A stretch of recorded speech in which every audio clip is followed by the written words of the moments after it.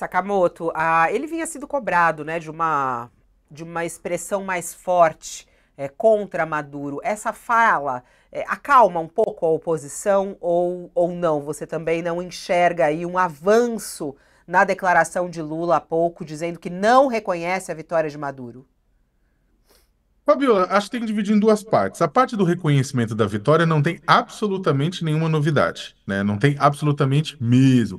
E o próprio Lula, na hora que você vai ver, eu estava vendo a transcrição aqui da entrevista, ele reforça isso. Ele fala, ainda não reconheço. Ele não está dizendo que não reconhece no sentido de não reconheço, pronto, não vou reconhecer, né? Ou não reconheço. Ele falou assim, ainda não reconheço, que é a posição do Estado brasileiro, que é a posição do governo brasileiro, que é a posição do Planalto há muito tempo, no sentido de, ó, né, a gente nem reconhece que ganhou, mas ele também não reconhece que perdeu. Se a rádio tivesse feito a pergunta, mas o senhor reconhece que ele perdeu?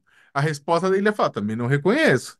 Ele não reconhece nem que ganhou e não reconhece nem que perdeu. Não muda em nada a posição que já tinha. O que acontece é que o Brasil está em stand-by, tá? Em aguardo, né? E ele mesmo reconhece, como o juiz colocou, que o México saltou fora. O México, que historicamente nas relações internacionais tem um comportamento de não se envolver em interesses de outros estados, nem para bem nem para mal, né? Ele não reconhece nem que ele teve uma época que ele nem reconhecia nem que um país tinha ganho.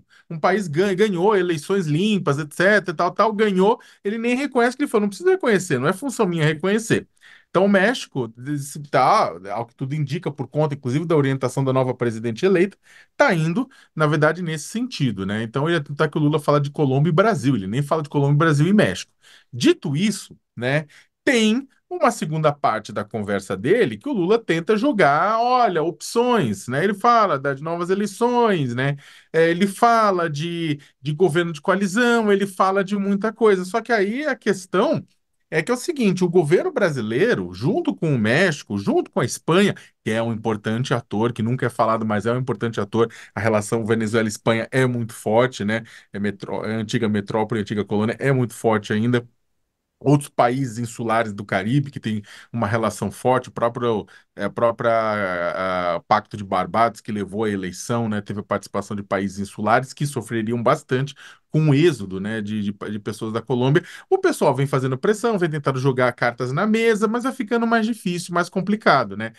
A questão é o seguinte, né? Já dá para se desenhar que, bem, a gente tem até o final do ano, né? No caso, existe um tempo muito grande, desnecessariamente grande ou pensadamente grande entre a eleição na Venezuela e a posse do novo governo que vai se dar no final do ano, começo do ano que vem.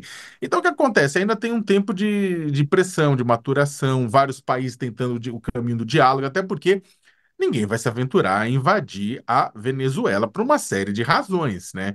Então, ninguém vai, não é que vai chegar uma coluna de tanques entre Pacaraima e Santa Helena do Iarém, em Roraima, invadindo, não, não vai acontecer, né? Então, o que acontece? A alternativa a isso é que o Brasil acabe mantendo com a Venezuela, ou mantendo nesse ponto, uma relação semelhante, a Cuba, você assumir que a Venezuela entrou no status de Cuba, né? Que o governo, que é uma ditadura com a qual o Brasil tem relações, né? E é isso, né? Que aí, ou seja, que o Brasil acaba tentando fazer sempre um diálogo, né? Conectando o país que está isolado com outros países através do diálogo, tentando pressionar aqui e ali por abertura. Né? Mas o que acontece é que, se nada acontecer, basicamente o que mais provável é que o status brasileiro para a Venezuela seja o mesmo status brasileiro para Cuba. E você, Raquel, o que você achou dessa declaração do presidente Lula? Será que isso acalma a oposição? Ou não? Você vai na mesma linha aí de Josias e Sakamoto, dizendo que ele falou mais do mesmo e que não traz mudanças. Fabiola, o presidente fez um esforço enorme para ficar em cima do muro, né? Para tentar continuar ali com o seu papel de mediador, ele vai colocando pontos ali divergentes e tentando se colocar em alguma equidistância numa situação onde isso está se tornando cada vez mais difícil. Ele diz: olha, não reconheço a vitória do Maduro porque ainda não vi fatos que a comprovem. Ah, mas quem é que pode trazer essa comprovação? O Conselho Nacional Eleitoral? porque tem gente da oposição lá dentro. Bem, o Conselho Nacional Eleitoral da Venezuela já declarou Maduro presidente. Aí ele diz: não, ele entregou as atas para a justiça da Venezuela. Eu não posso desconfiar da justiça de outro país, mas tampouco ele está confiando. O fato que o presidente Lula não quer dizer claramente, porque quer se manter nessa posição de interlocutor de Nicolás Maduro, é que o CNE, a Justiça Eleitoral Venezuelana e a Justiça Venezuelana, a Suprema Corte da Venezuela, estão tomadas pelo regime chavista. A Venezuela é hoje, e já é há muito tempo, uma ditadura. É isso que ele não quer verbalizar. E aí, quando ele diz, não, o Maduro pode ter bom senso e formar um governo de coalizão e ganhar novas eleições, ou convocar novas eleições. Bem, então fica a critério único, exclusivamente do ditador, ter bom senso e chamar quem venceu as eleições para formar um governo de coalizão. Ou então convocar novas eleições. Convocar novas eleições para quê? Convocar novas eleições até que Maduro vença? É essa pergunta que fica na nossa cabeça. Né? Convocar novas eleições, que aí todos os observadores internacionais estejam presentes. Bem, o Centro Carter estava lá, ele disse que as eleições não foram lícitas, não foram democráticas.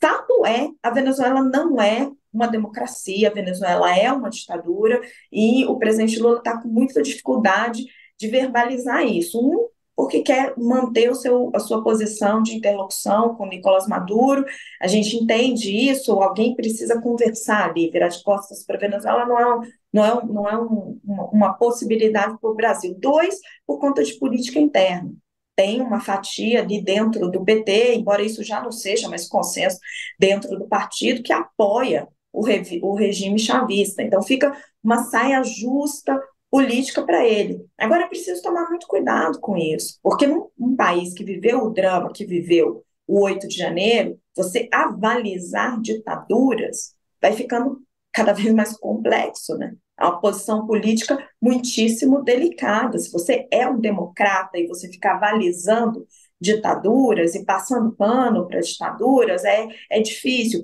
Aí sempre tem alguém para levantar a mão e dizer: não, mas você convive, você faz negócios com ditaduras. Ok, a gente faz negócios com ditaduras aí ao redor do mundo, os Estados Unidos também faz, a Arábia Saudita está aí para provar que ela vende petróleo para o mundo inteiro. Só que a Venezuela está no nosso quintal. O Maduro foi recebido pelo Lula com honras de chefe de Estado o tempo todo, né? Ele foi saudado como um líder democrata. A Venezuela, quando está com problema, manda uma chuva de refugiados para cá. Então, é um problema no qual o Lula é consultado, no qual ele tem muita influência, em que o presidente americano e líderes europeus ligam para ele influenciar. Então, é realmente um jogo geopolítico muito difícil, mas no qual ele tem que ter muito cuidado para não ficar avalizando ditador nem golpe de Estado. Raquel Landim, obrigada pela sua participação hoje aqui. Tem sabatina hoje, não tem? Sabatina de Manaus, nós estamos fazendo essa semana as entrevistas com os candidatos à Prefeitura de Manaus, às 14 horas.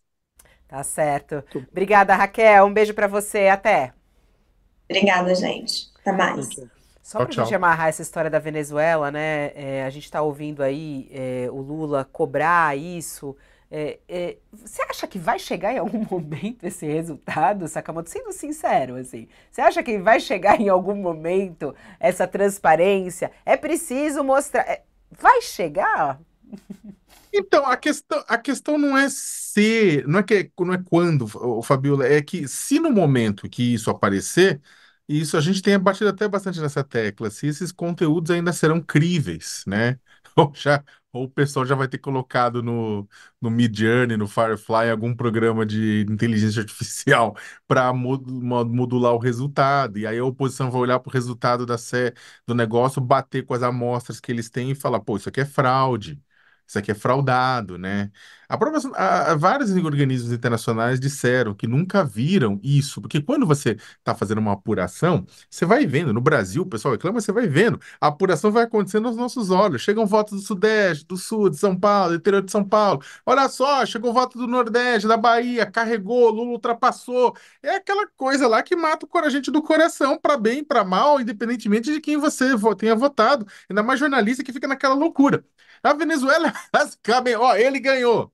Acabou. Cadê os números? Não tem número, né? Não tem dado, não tem planilha, não tem nada para você checar. Ele ganhou, la garantia sou eu, acredite em mim, acabou. Então, o grande problema é que, como está passando tanto tempo, os dados, se aparecerem, já não são críveis. E aí, isso já está chegando num problema para o corpo diplomático, para os diplomatas que estão tentando negociar uma saída pacífica nesse processo.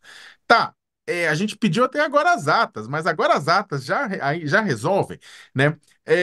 A busca, a tentativa do Lula jogar, do Celso Amorim jogar outras soluções, é porque eles também sabem que, em determinado momento, nem as atas vão ser aceitas, né? O Maduro chega daqui a 2, 3 meses, as atas estão aqui. Falei, mas jura? Agora? Tá bom que a gente acredita que essas atas estão corretas, né? Então, esse é o problema. Você não tem mesmo que se sair, pode não significar nada de agora em diante. É por isso que eu estou falando que talvez, muito talvez, a Venezuela acabe. O que aconteça com a Venezuela, aconteça o que está acontecendo agora e continue acontecendo e que seja isso. Aí, é claro, os países em volta vão ter que tomar atitudes, né? Não se espera que o Brasil corte relações, até porque você tem países autoritários ao redor do mundo, e alguns deles capitalistas, outros comunistas, algumas potências econômicas que também são democracia só no papel, né? Que também o Brasil não corta. Então, a única diferença é que temos uma relação diferente, não é uma relação plena, né? Mas é uma relação reservada aos ditadores. Bom, presidente